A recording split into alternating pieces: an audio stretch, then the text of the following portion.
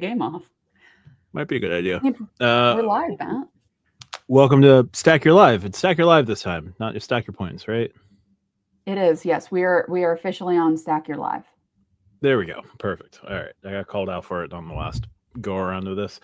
Looks like the goal's been called back. Sorry, I am paying attention to the Islanders Avalanche game, and the Islanders are currently up. It now says 4-1. I got a thing that said it was 4-2. I don't know what's happening. It looks like they called a goal back. I'll take it. I'm going to turn that off for now. Because, yes.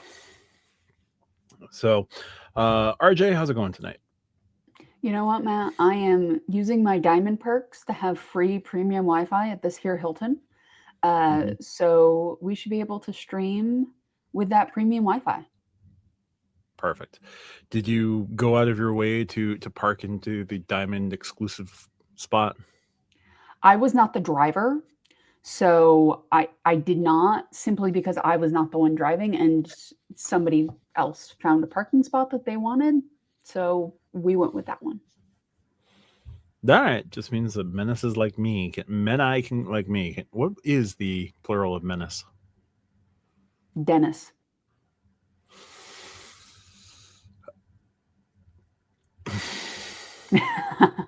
Hello, Kirby. How are you tonight? You kind of walked into that one. The rake hurts a lot. Yeah. Anyway, just opens up a spot for a menace like myself to just go and steal it. That's fine. More parking for me. Hey, Vincent. Yes. So, but I'm at a Hilton. I get the premium Wi-Fi, which I'm excited about, and then tomorrow I get to get on 2 different Delta flights and go to Hawaii. Very nice. I will be having the beef short rib on the plane because that was the one that spoke to me when I looked at the options. We have no more Hasselback short ribs right now in my house, and I am kind of sad, and I don't know if I want to ask my sister to go through the effort of making another one, another round. It does sound very good. My birthday is actually on Saturday. I share a birthday with Santa Claus, St. Nicholas. So the options were beef short rib, a roasted chicken, a vegetarian pasta, or mahi mahi or meatloaf were the 2 like special ones. I don't eat fish and I don't like meatloaf. So beef short rib was the classic one, and that was the one that spoke to me. The pasta, if I don't like the beef short rib going out, I'm going to get the pasta coming back. No, that's pretty safe. And you're going through Detroit, Wayne. So there you go. I am. I have about 2.5 hours on the way out, so we'll be there just about breakfast time. So hit a lounge, get some breakfast, and enjoy that. There was not Shake Shack, Keith. If there was, I would have gotten it again because I had it when I went up to Denver and it was really good. So not an option, or I would have selected it.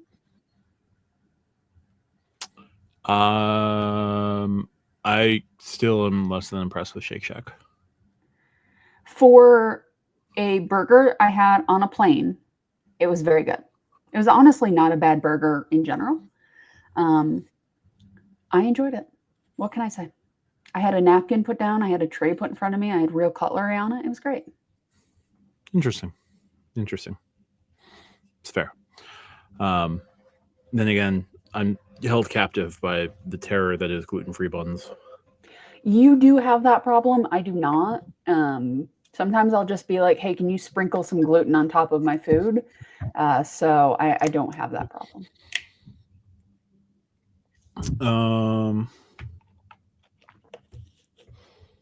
I didn't like seitan when I was eating gluten, so you do you. You have fun. But no, I'm looking forward to it. I won't be on the show on Monday, guys, because I will be technically I will be in the air when we're recording. I think that's how that's going to work out. Time zones are hard, but yeah, I'll be on a plane during the recording. Or about to be on a plane. We'll have to figure out Monday then. Do you want to guest I think it? you Do guys should. I think you guys should do the dad episode. Like people have asked for like an episode dedicated to like traveling with kids and things like that, and I won't be there. And the three of you are fathers. Maybe. Well, Craig, if you're watching the live, then I have to be the one who stays on top of the document this week. Yes, you will. You will have to do that. I thought of Sunday night as I'm in the hotel, just like keying it up just out of habit, but I think I'll be otherwise disposed. I will say it's interesting. So I booked a room. I booked a room through Delta, and I booked another room because they had a cyber sale through their website. And I get the email like, "Hey, do you want to be put down for an upgrade if we have available?" And I'm like, "I sure do. $80, potentially more total for an ocean view room." I'm like, "Yes, I would love that. Thank you very much." So we'll see when I get there if I get an upgrade or not. I'm going to.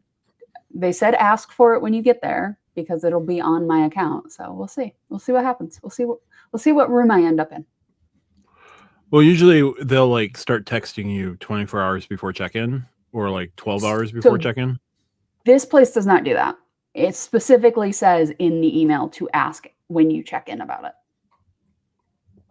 Interesting. Okay. So, and I apologize, guys, if you hear the air.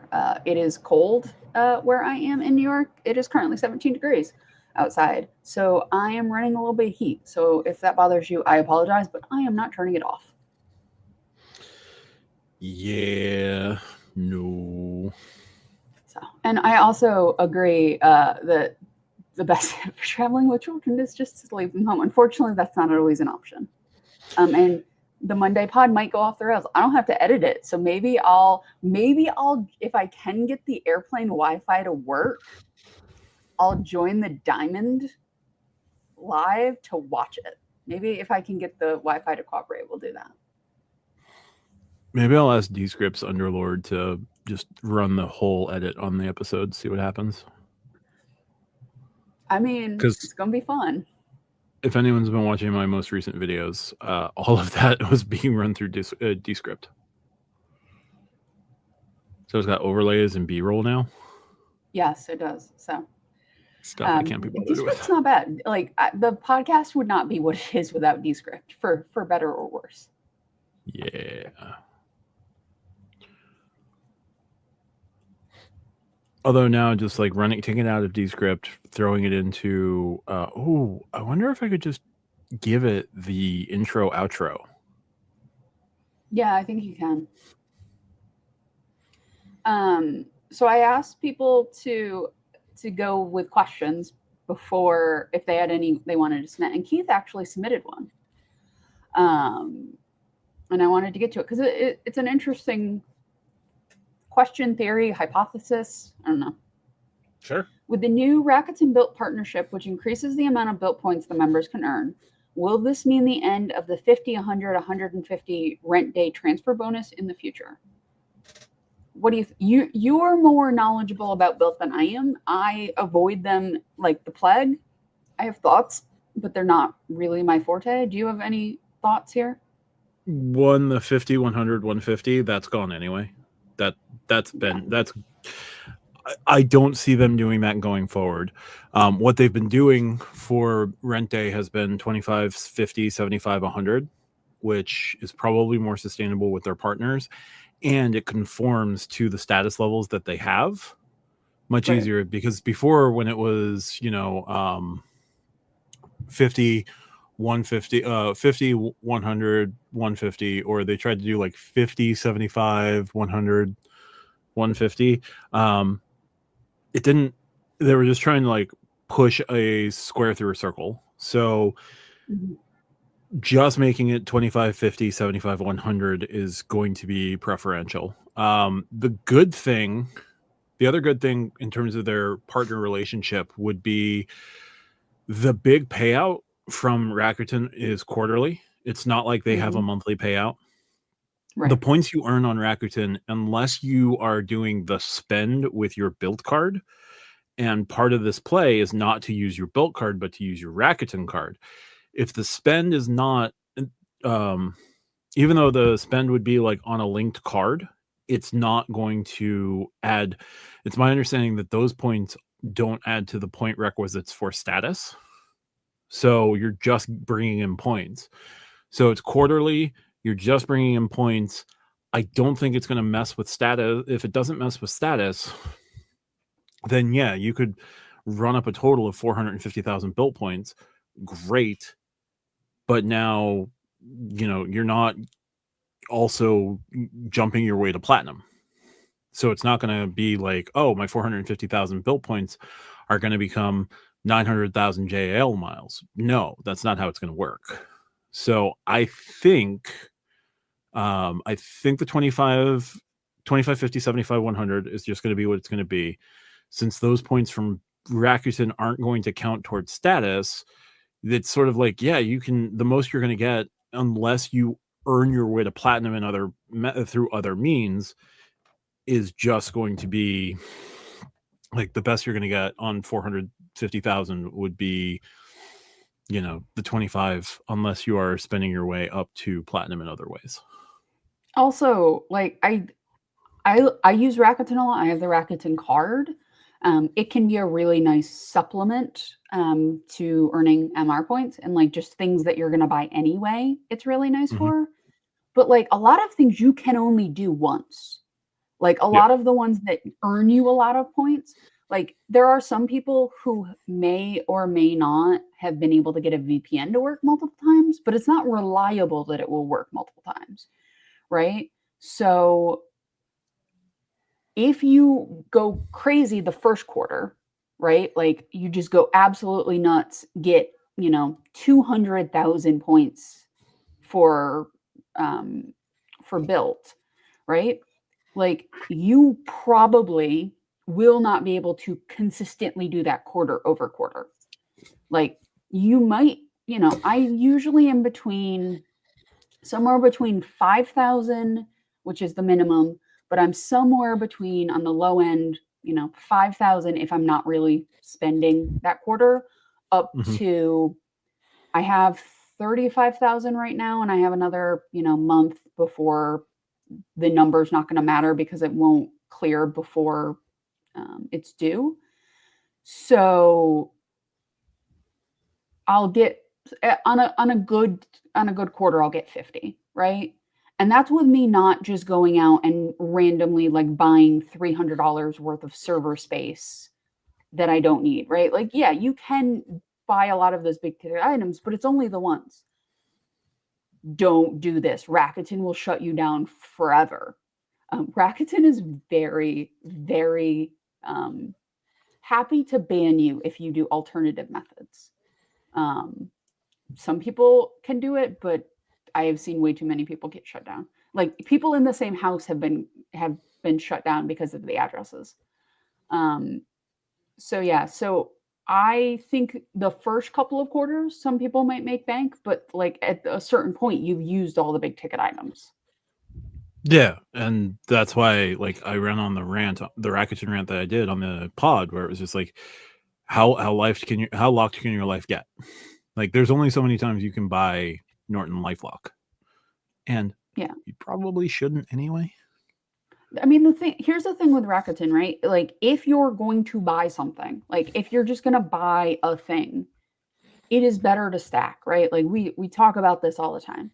It is better to stack than to not. If you can get 7x at CVS or whatever, then get the 7x, right? But you're probably not like making an incredible amount of points through that stuff, right? But it's nice. Like when I get a payout in February and it's 30,000 points or 50,000 points or whatever it's going to be, that will meaningfully impact the travel I can do, right? But it's not the only option I have, right? Like it's not everything. And I think if people think they're going to make 200,000 points every single quarter, I don't think the majority of people will not. People who are willing to spend $4,000 on things they don't need and don't want and do whatever, they might for a year, but eventually it's just not going to be feasible. Yeah. Matt, we have a JetBlue question. We do. Rando on the internet. Hi guys. I'm going back to flying JetBlue as much as possible. Which, in your opinion, is the better ecosystem, Citi or Wells Fargo? I'm unconcerned about Wells Fargo history, and I'll chance Citi customer service. So, here's where I'll fall on this one. If you don't want to pay an excise tax for full 1-to-1 with JetBlue, go with Wells Fargo, because Wells Fargo, you'll get full access to the transfer partner with the Wells Fargo autograph, and it transfers 1-to-1, and you can transfer the exact number of points that you need. Wells and Citi are pretty much in line with spending categories, with the exception that Citi has grocery and Wells currently doesn't. The other thing would be, do you spend a lot of money at hotels? Are you going to be spending money at hotels? If you're going to spend money at hotels, you may want to consider the Wells Fargo Autograph Journey, which is the $95 card, 5 times points on hotels, 4 times points on flights booked directly. So you do get that as well. And if you go through, let's say you went through the Bilt portal, you'd also pick up an extra Bilt point if you do everything in all cash. Anyway, so you're going to get 5 hotel, 4 flight, and then 3 on other travel. The autograph can do 3 flight, 3 hotel, 3 gas, 3 streaming, 3 phone, and 3 something else. The Attune can be a good earner if you spend a lot of money on Amazon, or if you spend a lot of money at like recreational places, like stores and stuff. Sporting goods stores is what I'm trying to say. So I think you should start with Wells. You can also only get their welcome offers every 6 months. So you could pick up a Wells card, and you then pick up a Citi card to go back and forth. So like you can pick up that Citi card after 3 months, and then you can do another Wells card at the 6-month mark. An autograph and the double cash is a fair pair, good pairing, kind of no matter what. I would still say the autograph, since it gets gas and EV, is still worth picking up. You can add the autograph journey too if you want, but that's just, putting a hat on a hat. With Citi, there's all sorts of paths that you can do, but double cash in the Citi Strata Premier is kind of all you need if you're doing JetBlue. And even then, Strata Premier you could just use as your grocery card, and then pull the other thing, use everything else on Wells. Hi, Trake. Hey, Trake. Filmo, this wouldn't surprise me. So here's what I'll say, right? Like, Wells history is what it is. Every bank has come up with this history, right? Like, they've all done something that probably should have just shut the bank down. Like, all of the major banks at this point have done something like that, right? Mm-hmm. Wells' past is not great, but it is theoretically right in the past, where Citi's customer service is currently an issue, and that might only be a 5 to 10% of people who deal with it have that issue, but it's still a consistent 5 or 10 or higher, depending on where you're looking. So there's that. I think you could also, you could get the double cash, you could get the autograph or autograph journey, or both, right? And then you could get a custom cash or a one of whatever, right? Like, you can do, you could do both depending on your, if you're Craig and spend so much on grocery, then getting a custom cash and making that your category, and then using Wells for all of the other categories they're very strong in, is a possibility, right? Like, if you're funneling everything to JetBlue, you can mix and match those two systems if you want, right? Like, there are other ways to do it. The problem is when your partners are proprietary. Like, if you're a big, I know Bilt has them, but if you're a big United person, right? Like, Chase is kind of where you're going. For me, because I do Delta, I'm into Amex because of Hilton and Delta, and I have an IHG card, so I don't have to worry about Chase, right? So it becomes this thing of like, you can, get I think the autograph is probably the first card to get, because you can fill out other cards afterwards and the autograph can really take up a lot of space. Where if you get other cards and then try to get the autograph, they might say no. I think the autograph or the autograph journey is probably the most important. I would say probably autograph, custom cash, autograph journey, and then, go from there. I understand everybody loves a 2x catch-all, but I think more of the time you don't necessarily need it, at least right off the bat. And if you have a 2% catch-all that is like cashback or something, you can supplement and just use that while you're collecting these other cards for JetBlue. And then use some of that cashback to do the tax or whatever. So I think that there's a lot of ways to do it, and you don't necessarily have to do all Wells, all Citi. There are other partners. If you have, yes, it's a silly rate, but if you have the green or whatever, like you can still get it to JetBlue in the meantime, right? Like, again, is it the best transfer? No. But if that's the only partner you care about with Amex and you are waiting for the year to, get rid of the green or whatever, there are ways around things like that. So I think with JetBlue, you have a lot of flexibility because they have a decent amount of partners to where you're looking good.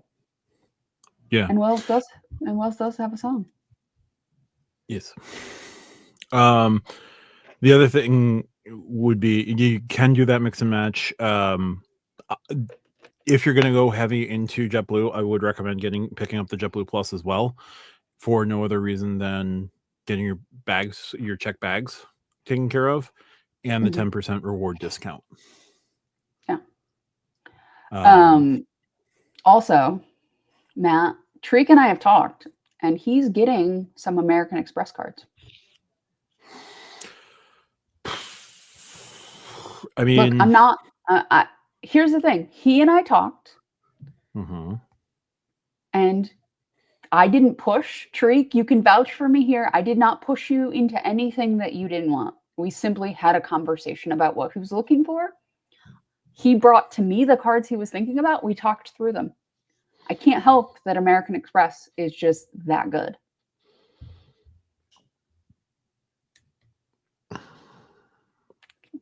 And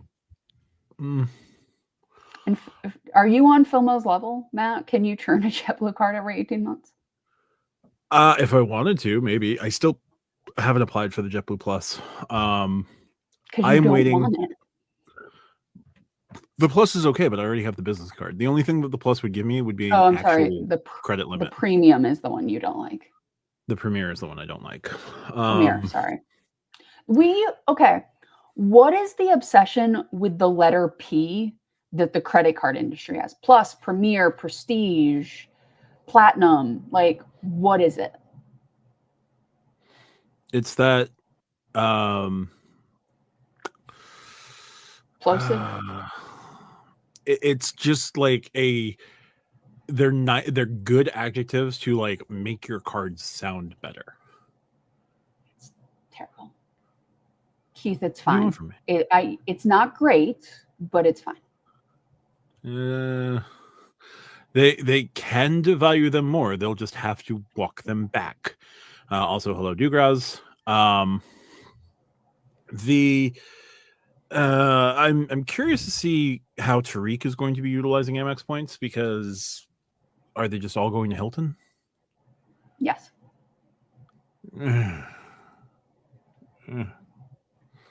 It's good. It'll be. He's getting the. Oh, Tariq, would you like to tell them the big boy card you're getting, or would you like me to tell them the big boy card you're getting? I won't say anything until I have permission. I'm good about that, but he is getting a big boy card. He's going to get a business platinum before he comes back on the podcast. I will say it is not the business platinum. All right. The card, and Tariq brought this to me. I did not bring this up. Tariq is getting the Aspire. Because there is a resort in San Antonio that he can use the Aspire credit at that he likes. So it does make a fair amount of sense.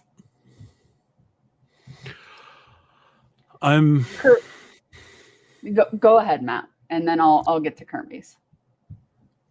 No, I'm just kind of like, okay, I got nothing. So Kirby, here's what I'll say about like annual fees, right?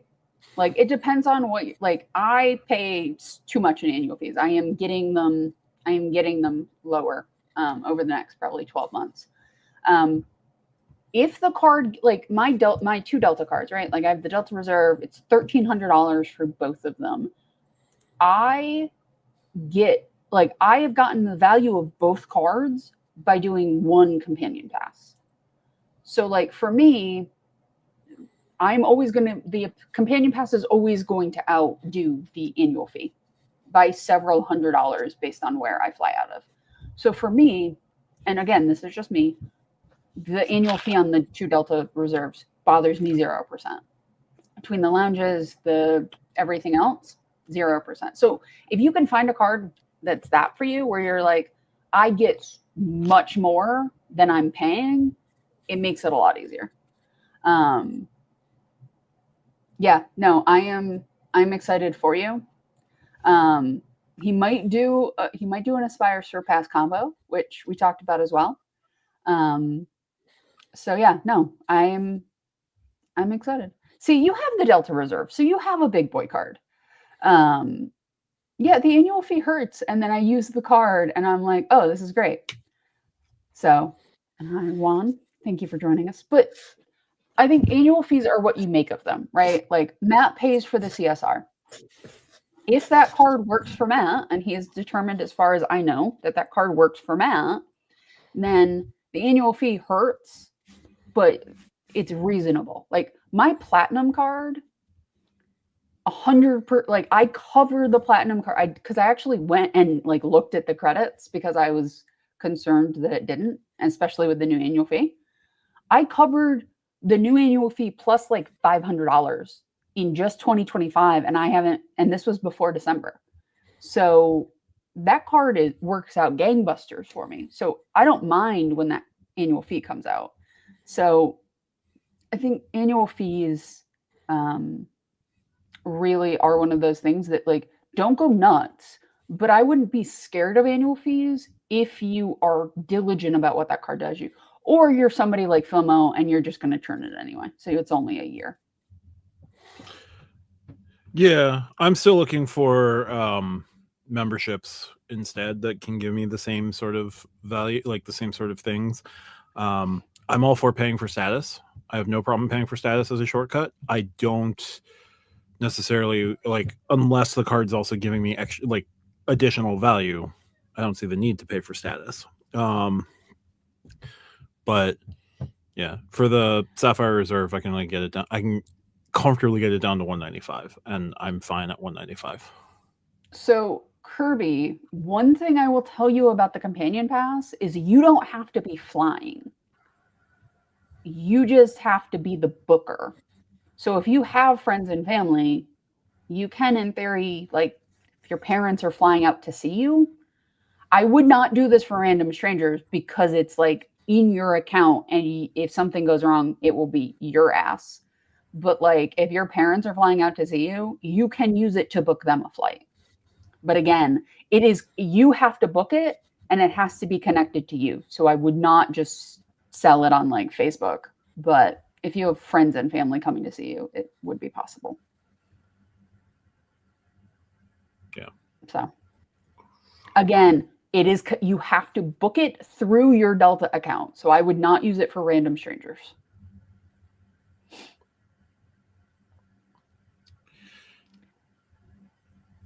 Candy is only a stranger once. Yeah, Diamond, I can understand that. My problem is I don't see Cap One stepping up to fill the void anytime soon, and I don't necessarily see. Depends on what partners you want. Yeah, well, I struggle with Capital One's partners because 5 to 4 JAL is not great. 5 to 4 Emirates is what it is. That's just going to be the new standard. Eve is pretty cool. Turkish just got nerfed. Like, you have to jump through some hoops. You can make Capital One work. You absolutely can make Capital One work. It's just a question of, do you want to? So City, now they've got AA, and okay, cool.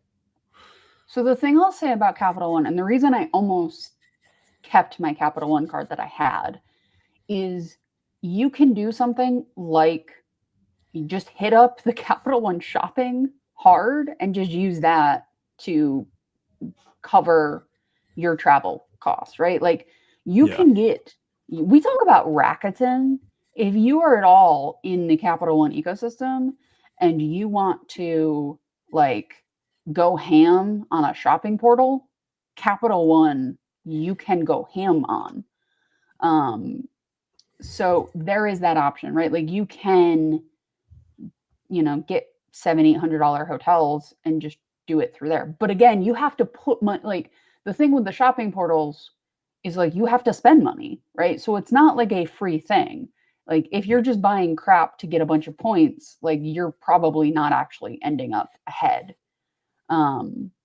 So it is a thing, right? But if you're buying things that happen to be on these platforms, and Capital One is one of your platforms, like, you can do very well. Yeah. Keith talks about this a lot. Oh yeah, no, I won't begrudge anyone who's using Capital One offers and getting boatloads of points, and they can meaningfully use the points. Cap One is not an ecosystem I'm particularly interested in or compelled to use. So for me, it doesn't work. But yeah, if Cap One works for you, great. I don't see the utility of it, and I don't think they're going to step into the void that the Sapphire Reserve created. At that top end. And City's already planted their flag, and they're not stepping into the void, so somebody has to. If those things are super important to you. I think the thing with Cap One is I don't think they're going to change their actual cards much over the next probably 12 to 24 months.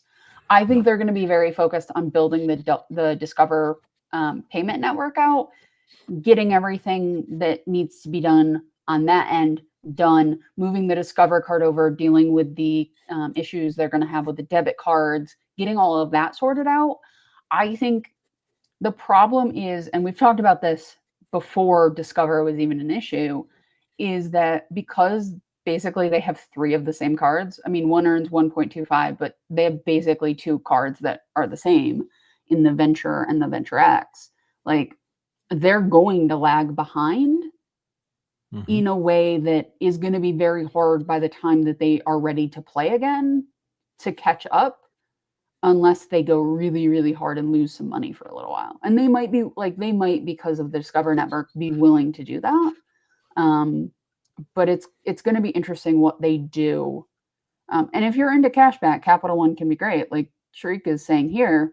But most people in our world are not pure cashback people.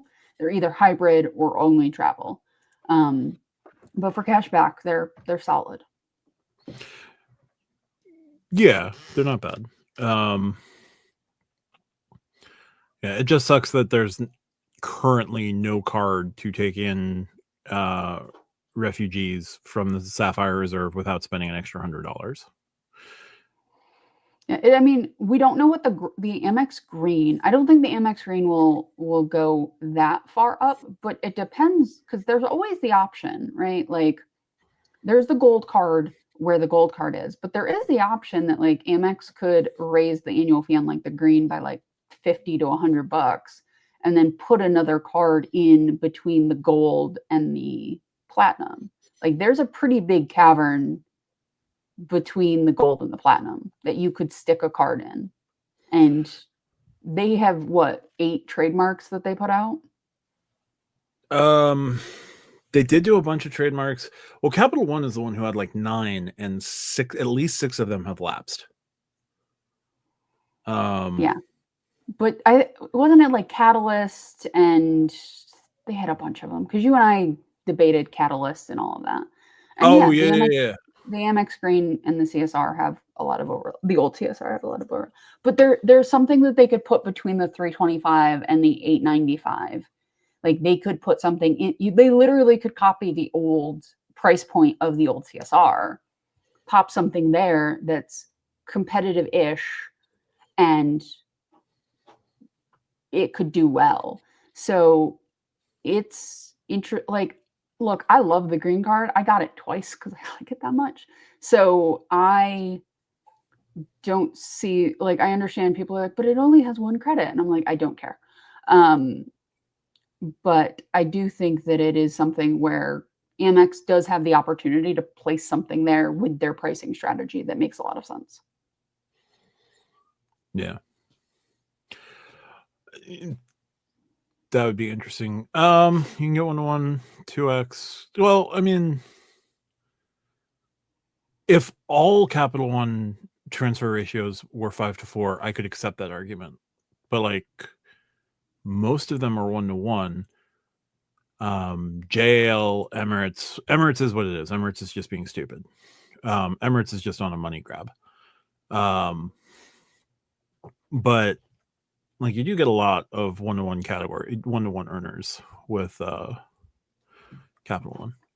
Yeah, I can see getting rid of the VentureX if you're only doing it for car rentals. That is a very limited Yeah, and use car case. rental status is pretty easy to do, and you can just pay the $50. Like you could upgrade the rental protections on the Platinum for $50. Like that's $50 well spent. So like I understand the coupon book argument. I think that the people who complain about the coupon book the most tend to be people who have a lot of cards. The credit card companies are not optimizing for our comfort, right? Like I have a spreadsheet. It's broken down monthly, quarterly, semi-annually, annually. Like if I use a credit, I go in there and I click a button and it like does the math for me. Like, is that ideal? No. But like the credit card companies are not optimizing for somebody with, I think I have 14 cards right now. Just not what they're optimizing for.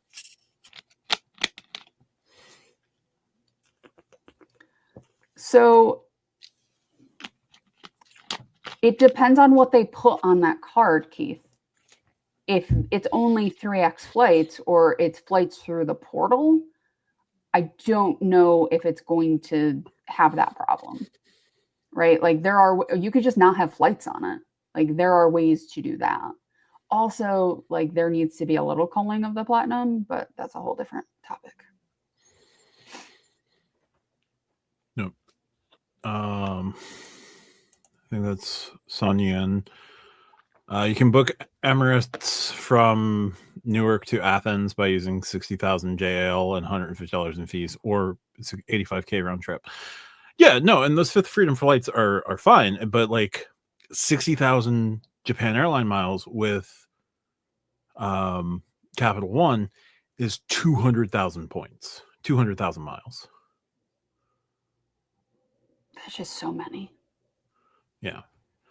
And then 85, you've still got it. Like it would be even more.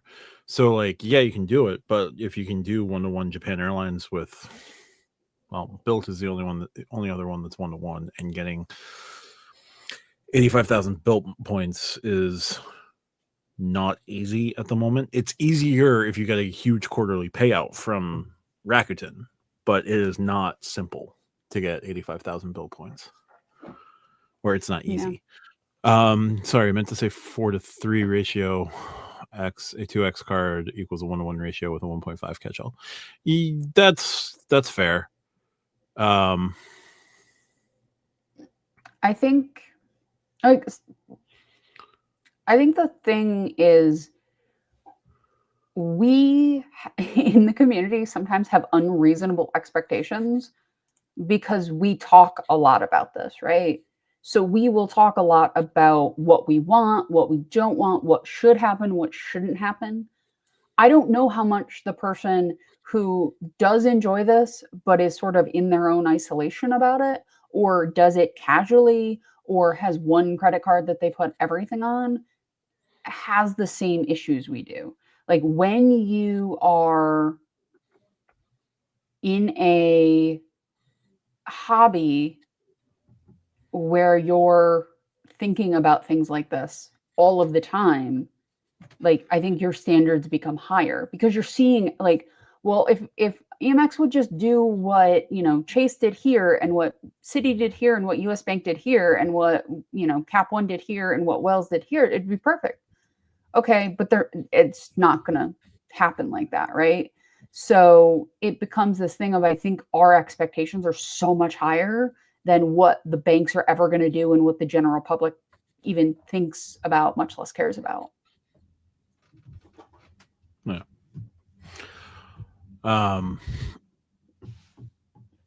And only okay, 75K. Okay, 5.4. I forget that it's 5. It's not 1-to-1. It's not easy to remember. And yes, FOMO, it is getting very mathy in here. You're correct. Could be worse. It could be. I mean, but here's the thing on all of this, right? Like you can book Air France, the US to Europe for 60,000 if you're flexible about when you go and if you are traveling in a certain way, if you're not traveling with kids, if you're not necessarily traveling with a partner, if you're, you know, and that's great. That's like, that is how I travel at least half the time, if not more. Like I do have some flexibility. I do all of that. The thing is that like, yes, if you want really good awards, you have to have flexibility, but that doesn't mesh with most people's lives.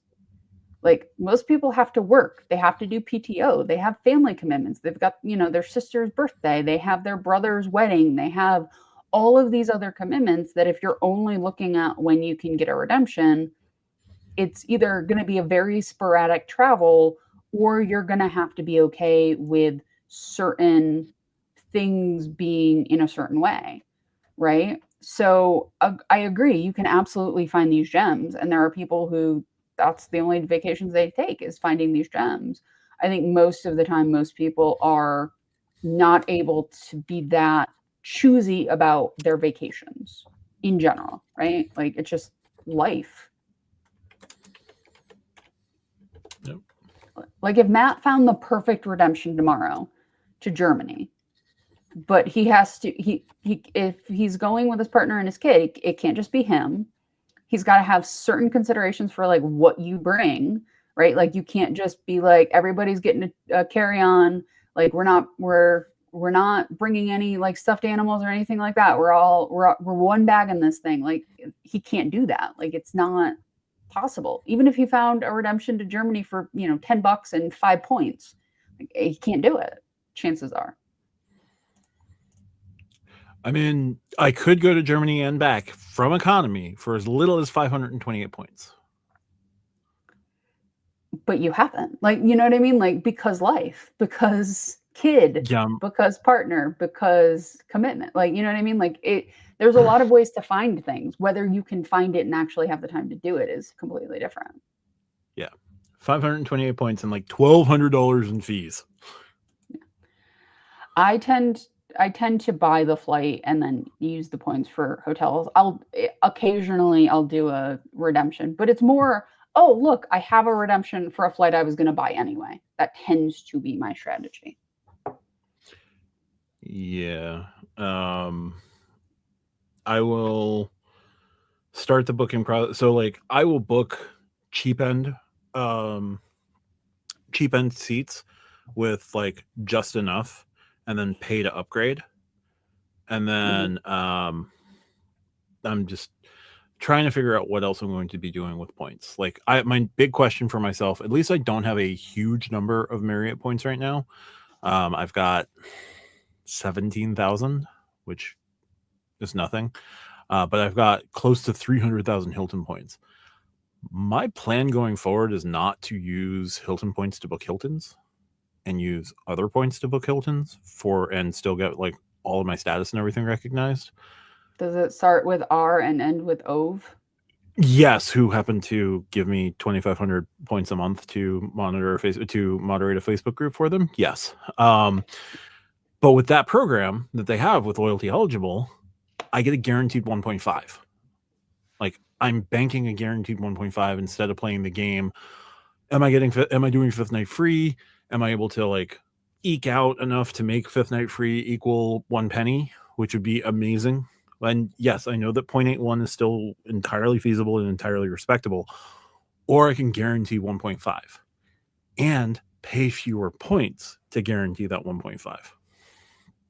So but the problem is, after, aside from redeeming for hotel stays, there are very poor ways to use Hilton points. Like, I mean, nothing's good. So here's my counter to that, right? Like, say you have 100,000 Hilton. I don't know how much you have. I'm using round numbers to make this easier, right? Mm-hmm. You have 100,000 Hilton points. You don't want to use them for Hilton. Like, your option is transfer them to an airline, which is not great. Like, it's, I think, 10-1 or whatever. It is. But the thing is, like, if you can use 10,000 JetBlue miles more than you can use 100,000 Hilton, like, you're, quote, losing value, but you're getting to do the thing on the thing you want, right? Like, there is value to that too. So, yeah. Also, SYP made up on a flight to Germany would be very interesting because all of the hosts would be flying a different airline to get there. I have the one from the reserve, which lets me just book first class. I genuinely do not know if you can update the platinum one, which is the main cabin, to a first class. I can't imagine once you book it, you wouldn't be able to upgrade, but I don't know for sure. Yeah. Like, and that is a completely reasonable point for you, Keith. Like, I totally get why you would do that. For me, I rather have Hilton points than Rogue miles.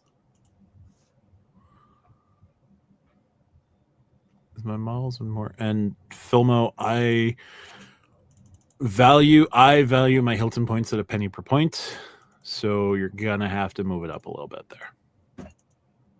Like, the thing is, it depends on what you want to do, right? Like, if you had a flight you wanted to take and it's 10,000 miles that you don't have to take it, like, you can either not, you can do an option where you don't pay for it, especially if you're not using Hilton points, or you can use an option where you pay for it. Like, you may not want to take that cash out of your bank account. You might be doing something else with it, right? So I think I'm not saying to be dumb with points, but I do think sometimes we get wrapped up in these ideal redemptions and we want to sit on banks of points that don't make sense for us to sit on when we can actively do something with them.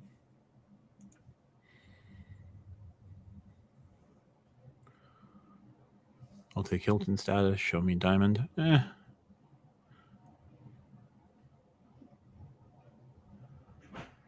In 26 with places I already have booked. Yeah.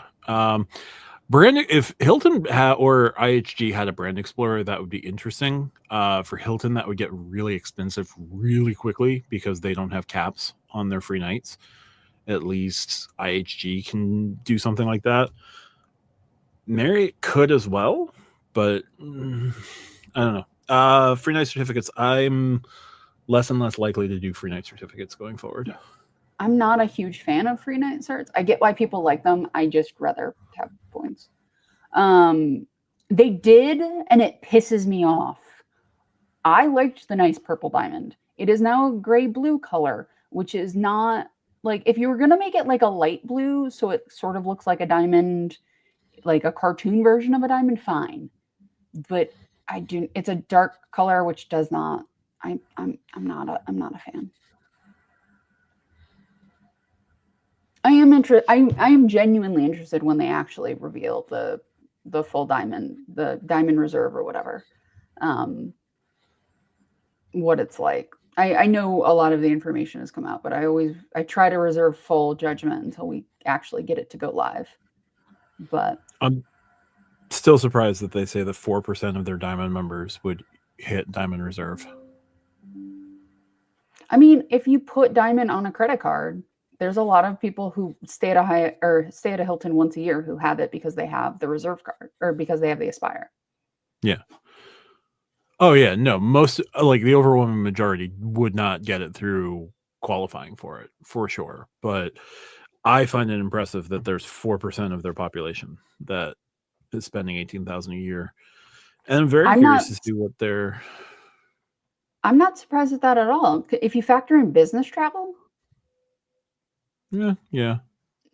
I'm honestly surprised it's not higher with business travel. I don't think they ever will do that. Not in place of Brand Explorer. Not in place of the award chart. Yeah. I don't I wish I liked Hyatt. I wish I could get into Hyatt. They're just not where I want to stay. Like that's and I don't want to get into Chase. Like I don't need Chase as a primary ecosystem or a secondary ecosystem. That's fair. That is fair. I think if they were with Amex, I would because I'm heavily in Amex, I would be more interested. But I would have to change so many things. I'm also over 524 until the end of 2027. So my ability to do anything would be I'd have to upgrade the Freedom Flex to a Sapphire card. Which you should be which you can do, but it's a question of want. I mean, if the Sapphire Preferred is if they are like, look, we messed you up, right? Like we messed up the Sapphire Reserve. We're gonna do right by you by the Sapphire Preferred, and it's some great card. I'm not completely opposed to upgrading my card to a Sapphire Preferred. Like I'm not against it. I just, as of right now, don't have a reason to.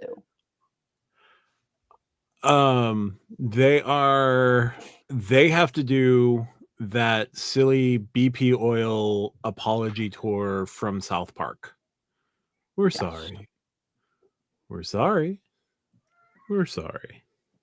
So, for reference, in 666 days, I am under 524. October 1st of 2027, I will officially be under 524 again. So yeah, no, Chase does not want me. So yeah, but like I have my IHG card. My IHG card does everything I would need from the Chase ecosystem. Like it's great. But yeah, no, but I would go to the preferred if there was if there was something, if the preferred went 1-2 with IHG or something, or just Chase went 1-2 with IHG, like I would have no problem doing that. I just don't have a reason currently to. Really feel it's getting close. Like they're running another 70%. I'm deeply impressed, Como. No, I think they could go 1-2, and then I would honestly, if they went 1-2, I'd probably upgrade my current card to the preferred just to lock the annual fee in for a year. Yeah. Filmo, what would you be if you included business cards? Would you still be at 424? All you people worried about your 524 status is just silly. I mean, it's not if you're interested in Chase.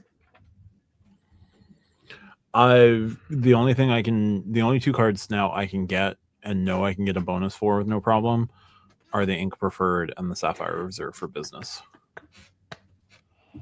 I do have a bone to pick with Chase, right? Like Chase, I was logged into my Chase app and I was looking at the offers. I'm trying to find it now to see if it's still there because it annoys me. And I was looking at the offers for credit cards, and I'm like, because again, I am at, so hard over, and it's like, you're pre-qualified for the Chase Sapphire Preferred or Reserve. I'm like, no, I'm not. So I did it just to see, and they're like, nope. And I'm like, why'd you put the shiny banner on this? Like, for why? Why would you lie? Like, I didn't want it. I would have turned it down before I actually accepted it. But why you got to do that? Like that just seems mean. Well, I'm also like not allowed to look at credit cards from them right now. You're not allowed to? Well, I keep pulling up my, hey, explore products. Look at, I click credit cards and it's just like refer friends, earn rewards. You get nothing.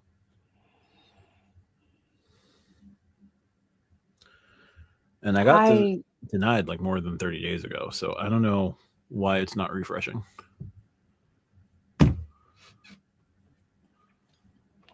Yeah. I mean, you can get 125,000 Chase points off of the CSR right now. Just, not nothing. Nope.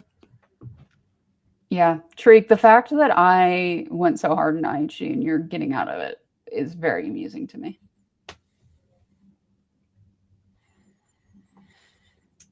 See, I'm not the only person. But yeah, no, I think I understand why people care about 524. I really don't. The only reason I know it is because it's such an absurdly long number, and Card Pointers has it where I can just find it. 1. You are 124? Yes. That is very funny. How many would you be with business cards?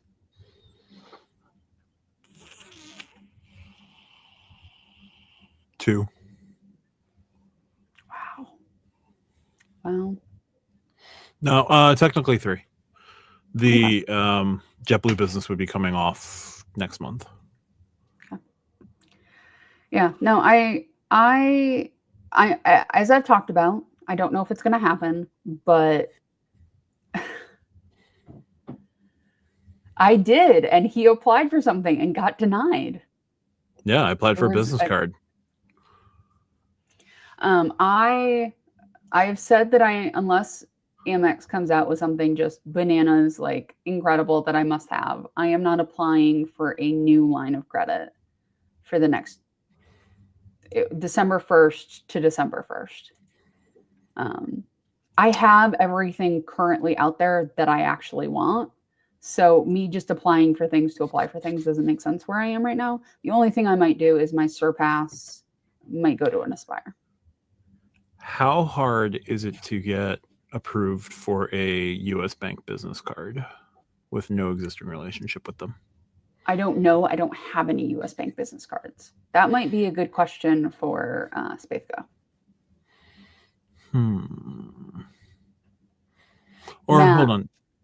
If Drew Grouse is still with you to get the Rakuten card. I have no use for it right now.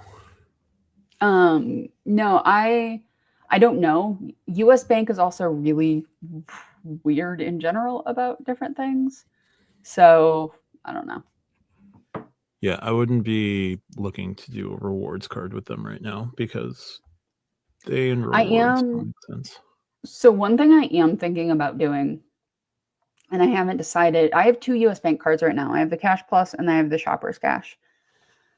I don't know if I want to keep them or not. I use them right now.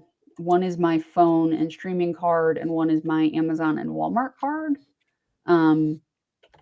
I'm either going, so the options are just sort of keep both, keep rocking them. They work for me. I get more cash back than the $95, so that works. Or take the Shoppers Cash and turn it into a Smartly. The only reason I would do that is because then I can open a Smartly bank account, potentially. The problem is I'm in New York, and they don't always offer personal bank accounts to somebody in New York. So I don't know if I would be able to get one. If I can't get one, then having that card doesn't do me much good. So I would have to check that out first. But I might keep just the Cash Plus and get rid of the Shoppers Cash, or just keep the Shoppers Cash as it is, even with the $95. I haven't decided yet. I don't have a very high limit on either because I applied for them at a stupid point. But the Cash Plus for streaming and for my phone works out very well. So that one I might just use for those 2 simple things, and then we'll see what happens with the shopper's cash.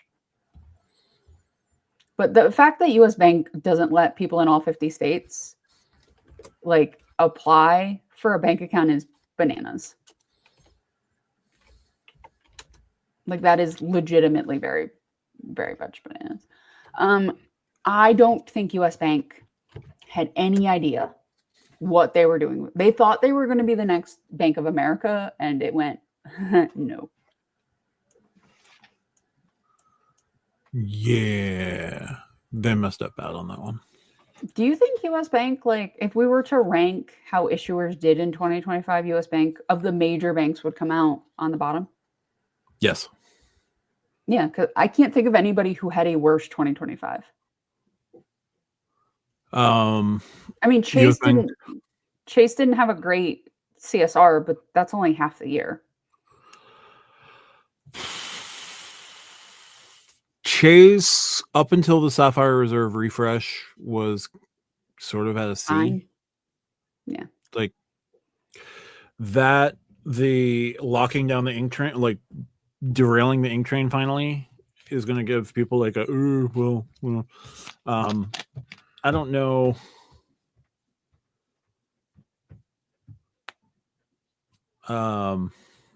I don't know how it's going to go over in terms of like if I were to give Chase a grade. I don't mind them locking the ink train down. I don't even necessarily mind lifetime language. What I don't like is I don't know where, like, I just don't know where they are right now. Yeah. Like, there's a path that they're doing that I just don't understand where they're going. I don't think the Sapphire Reserve for Business is underwhelming. I think the Sapphire Reserve for Business is a card that is meant for, it's not a business card. It is a legit business card. And I think if you're doing a lot of online ad spend, it's perfectly fine. If you're not doing online ad spend, you're getting it for the perks, but you can get the perks on the personal card and not have to worry about the business card.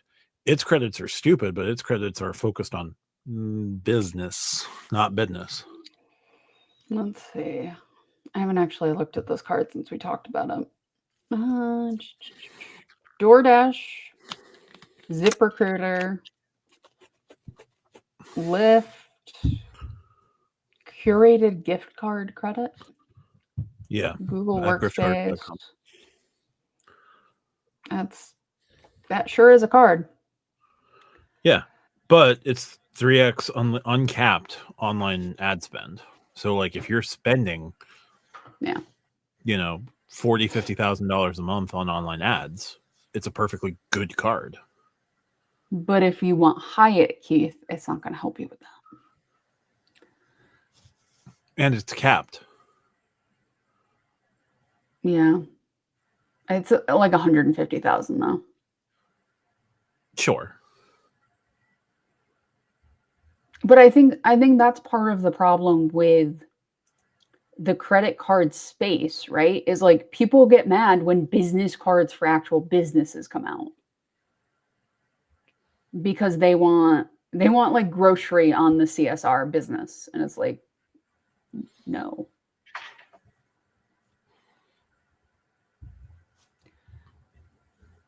It does. Like, I understand why you don't like it, Keith. I think it's a meh card, but I don't think it's as terrible as you think it does. But it depends. Like, if you're putting 500,000 through ads and you rather just have Chase points than Hyatt points, like, there's that, right? Like, it depends on what you're doing with it. And you also want flexibility to United. You might not want them all to go to Hyatt. Yeah. And the CIP is also capped. And yes, Filmo, people have real businesses. Occasionally. Yes. So Matt, trying to build a business. I did not watch your video on Klarna today because I have been doing things today. You're also not a member of my channel yet. I am also not a member of your channel. Maybe, Matt, if I was just home, I would have joined your channel to see that video. You don't know me. Even though you and I have talked more on Discord this year than I have talked to a single other human on the Discord. Um, yeah, you're the number one person I talked to this year. Which makes sense with as much coordination as we have to do. Tell me, without spoiling your own video, and everybody who is a subscriber to Matt, go become a member and watch it. But give me the TLDR on what exactly is going on. Klarna is launching two new membership tiers. They currently have like a $4.99 tier. They have a $9.99 tier. They're implementing one at $20 a month and one at $45 a month. The $20 and the $45 seem to have the ability to gain transfer partners. Do we know what those transfer partners are? Air France, British Airways, SAS, so Scandinavian, which is interesting. And I think that they're not covering One World at the moment. They're also adding Accor, GHA, which is something Hotel Alliance, Greater Hotel Alliance. I don't remember.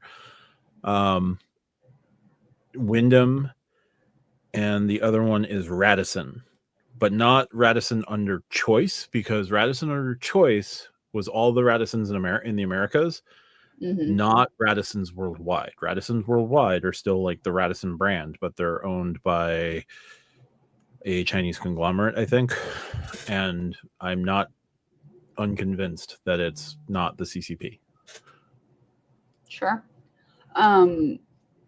So do you think this is a thing that people who can't get a credit card, do you think that's their target demo? $45 a month is so they claim that buy now pay later folks are that a good chunk of high earning individuals are abandoning credit cards for buy now pay later. I don't think that's necessarily the case.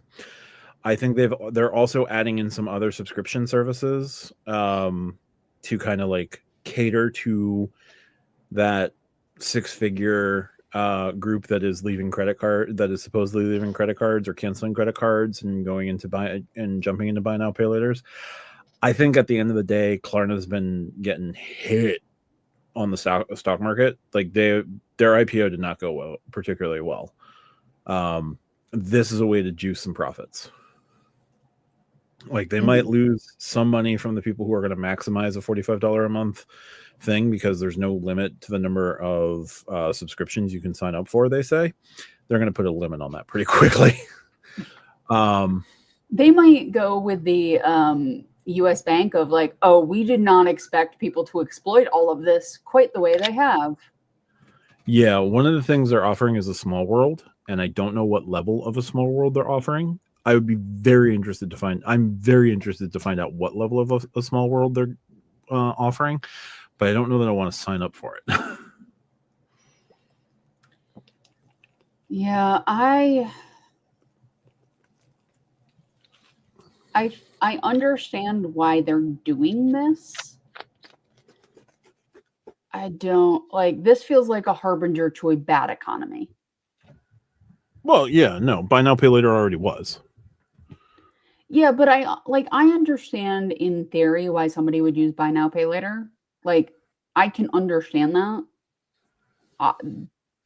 Paying $45 a month for the pleasure of it feels different. Yes.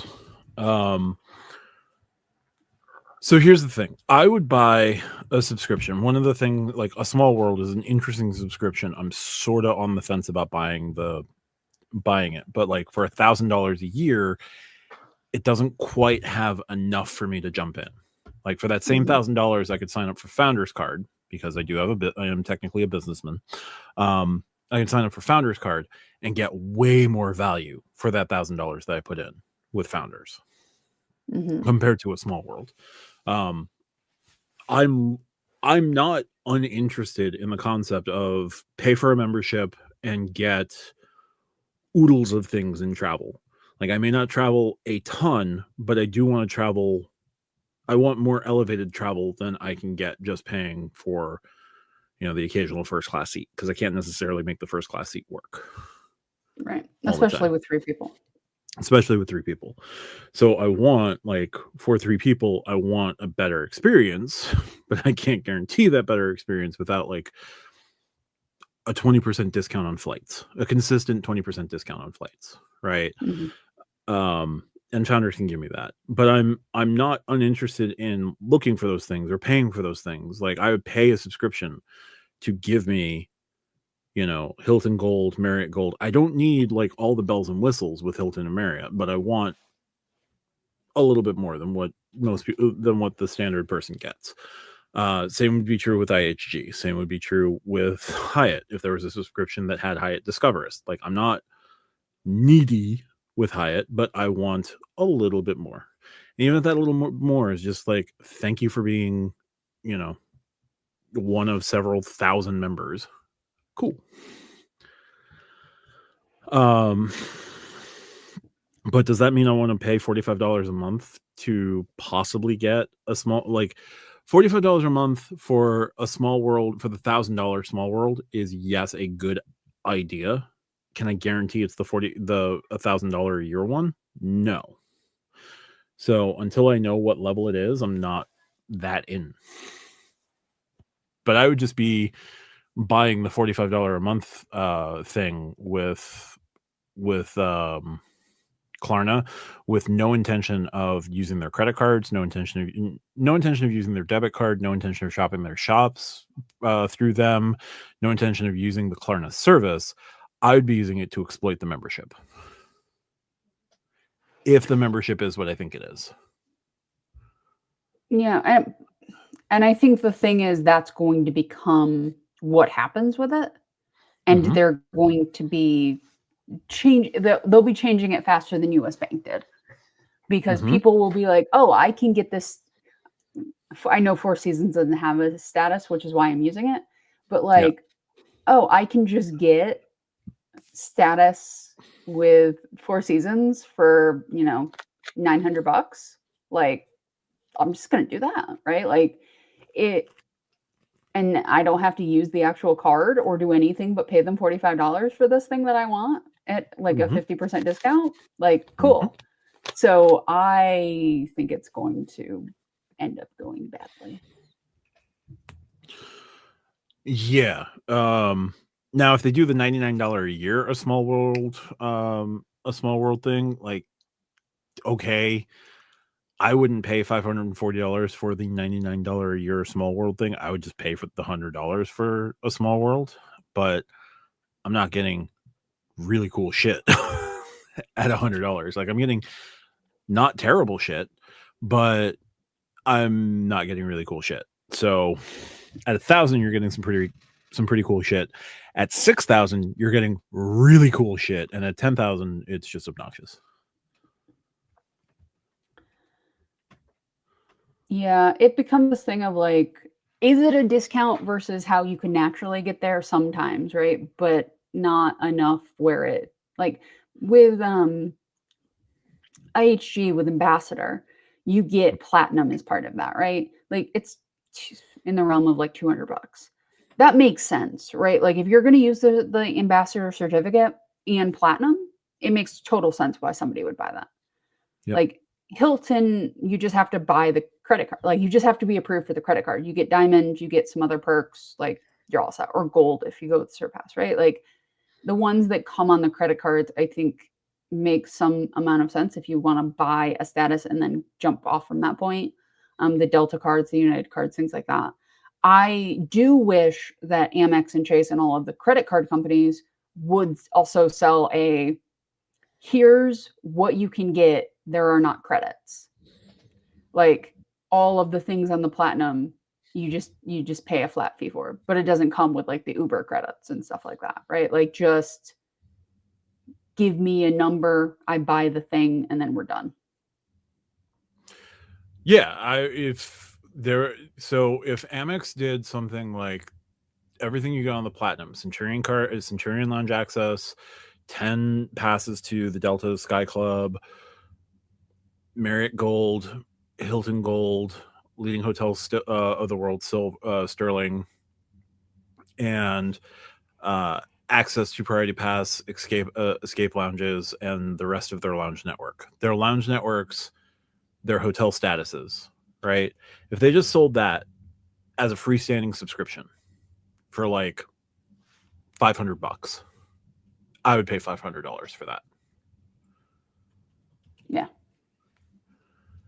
Um, I can see it happening in the future. Maybe not Amex, but I can see other brands get into it because it's a way to generate revenue without the risk, right? Like there is not the risk of somebody not paying them back, of having to sell the debt for less than it's worth, all of that. I think the problem becomes as soon as you start selling a status, it can devalue that status. And that becomes like the lounges are already crowded. How much more crowded are they going to be? Like people already complain that they can't get upgrades on Hilton or Marriott Gold. How much worse is it going to be? Like that becomes the problem at that point. Well, I mean, Marriott and Hilton just keep creating new tier levels, so it doesn't matter. But you know what I mean? Like if you start giving those things away, you're getting to a place. This is why I have the partners I do and focus on those. Yeah.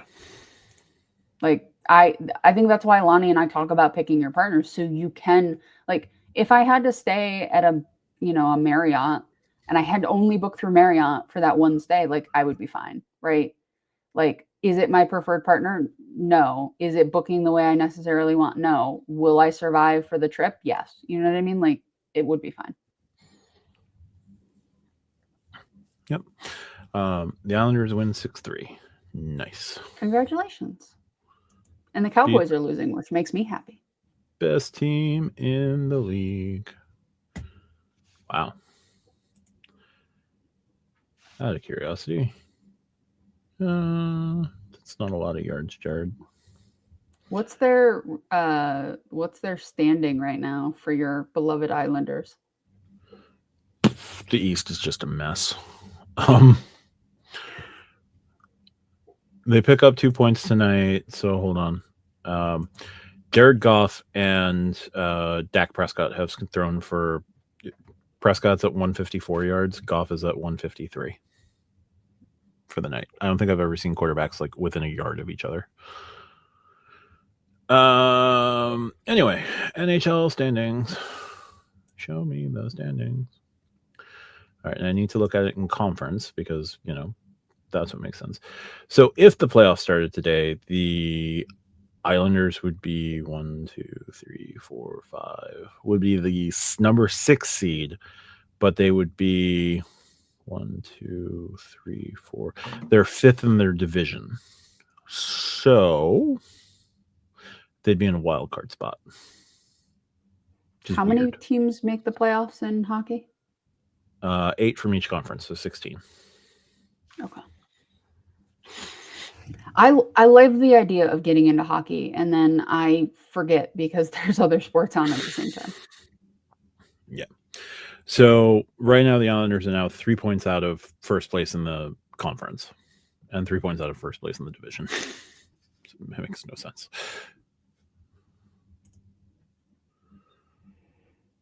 So what else would you like to talk about tonight, Matt? They did beat Colorado. Relegation does not exist in the NHL, so at least there's that. And who knows how badly the Rochester Americans are? I don't. Bring back Devin Levi. So let's see. We got $1.99 from Keith. Thank you. Where does Pete Alonso end up? I don't care. No, honestly, Texas makes some sense. Seattle could make some sense. I don't know who they're playing it for. No, they just extended Josh Naylor, so they're not going to sign Pete. unless they want to make Pete the everyday DH.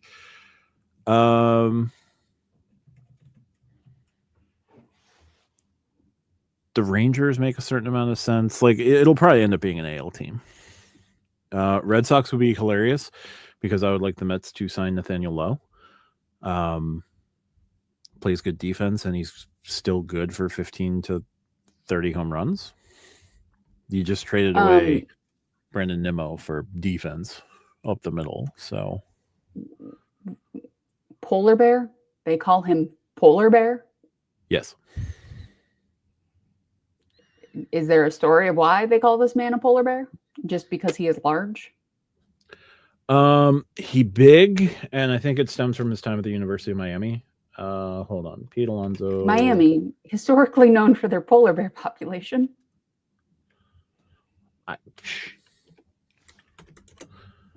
Also, thank you for the $1.99, Keith. Yes. Why do they call Pete Alonso? Pete Alonso is called the polar bear because of a nickname given to him by former Mets teammate Todd Frazier during spring training in 2019, as he is an imposing and powerful presence. Okay. Frazier reportedly called him polar bear because he looked like a big damn polar bear. Okay. So Todd Frazier is the reason that he's called the polar bear. Okay. And how was your feelings on Todd Frazier? Like, he was fine before he became a Met, and he wasn't a particularly compelling Met. So, whatever. Oh, Matt, I had a good experience with a refund today. I half bought. I had an issue with my M4 MacBook Air, and Best Buy is an authorized repair shop. So I took it to Best Buy, and I had an issue with the cores. And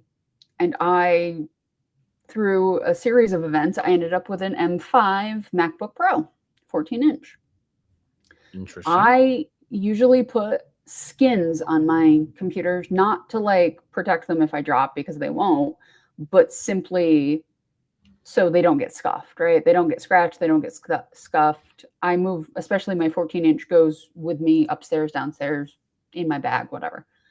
So I ordered from Dbrand, which is where I usually get my stuff. And I paid for the premium shipping because I bought it on Sunday, and the premium shipping, it would have come in either Wednesday or before 2:00 on Thursday.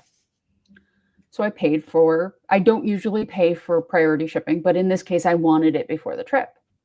Mm-hmm. And it still hasn't shipped. So I sent a message to Dbrand, and I'm like, hey, I paid for priority shipping. Like, has it shipped and it's just not updated? Like, what's going on? And they just flat out refunded me. They're like, we did not do what we were supposed to. We're sorry. Here is your priority shipping, completely refunded. So are they going to still send you yes, okay. I still am paying for the skin. Okay. But they've completely refunded me the expedited shipping because they did not expedite the shipping. But I wasn't even asking for a refund. I was just like, hey, did this thing actually send and it just didn't get updated? Which occasionally will happen. It's not something that's common, but it does. FedEx is FedEx. Right. So I wanted to make sure, and they're like, here's your refund. We did not do what we were supposed to do. So I do appreciate that.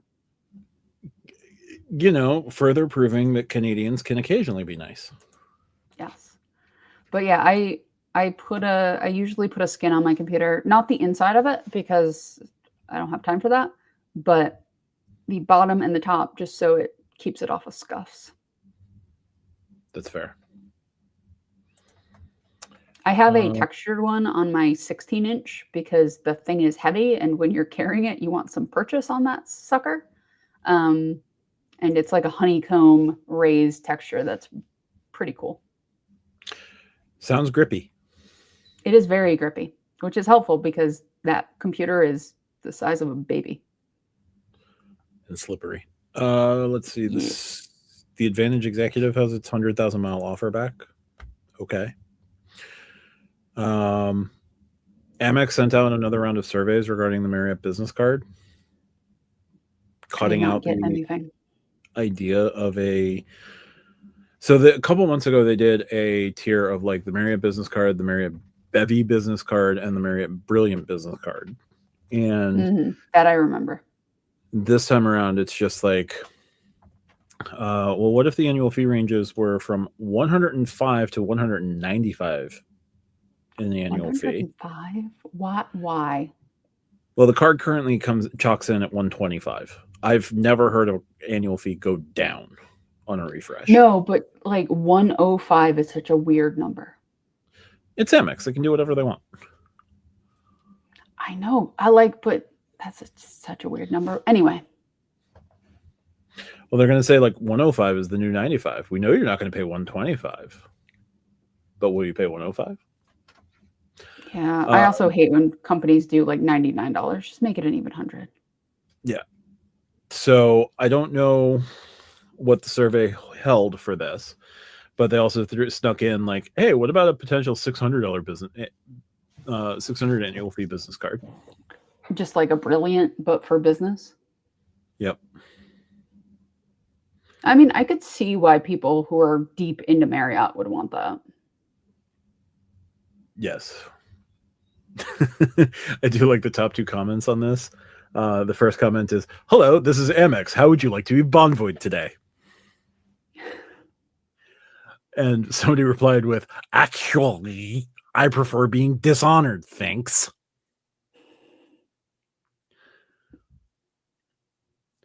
I like that.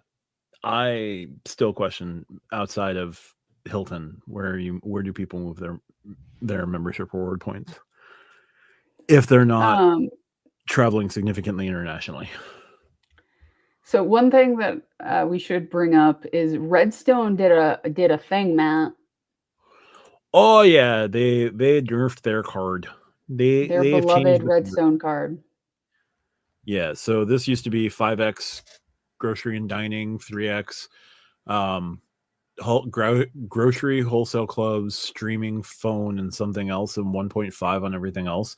Like this was a card that could legitimately be used as the everything card for someone.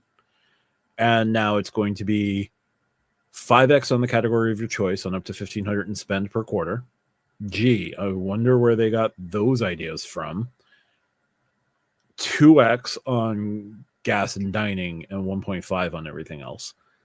Like this went from a card that was really supremely useful for cashback setups to blowed up. I mean, wasn't it geo-locked and people were trying to get around the geo-lock? Am I remembering that correctly? Yep, it was geofence to Alabama and sections of Tennessee. I mean, I think the thing I'll say about this is if they're a small company, or a small bank, and like they were trying to get people to not abuse their card and people kept sneaking in and abusing their card, I don't blame them, right? Like I don't blame them for this. If people like just absolutely abused it, like it's not a surprise that eventually they're like, we can't sustain this. This is not being used the way that we can sustain it going forward. Yeah, like I don't blame the nerf necessarily. It's unexpected. It wasn't even all that unexpected because there was rumors that it was going to get nerfed like a month and a half ago. The 1,500 per quarter is a pain. Like I don't think 1,500 per quarter should be the going rate for these stupid 5% pick your quest battle cards. I think some issuers would do better by raising that limit. I think 25 is more than. I think 25 is fair. Yeah, I could see 2,000 and 2,500 being a more fair. Yeah. But yeah, I wanted to at least mention it because I know a lot of people were very upset. A lot of people who are not in parts of Tennessee or Alabama were very upset. Well, some people broke it. What do you want?